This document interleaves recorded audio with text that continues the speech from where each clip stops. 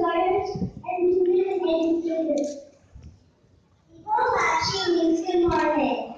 Hashiko means good night. Salu means thank you. Endo is the word for sorry. Yam is important to Igbo culture. It's used for food at different celebrations.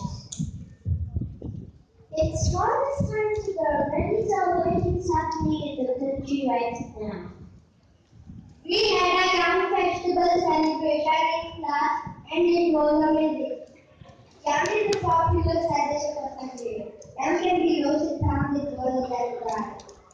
Holidays are important parts of Igbo. They are a symbol of respect and love. Coconut are used at marriages and traditional celebrations.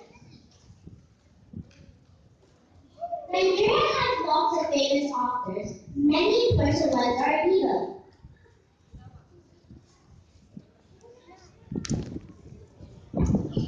Many AISL means people of AISL.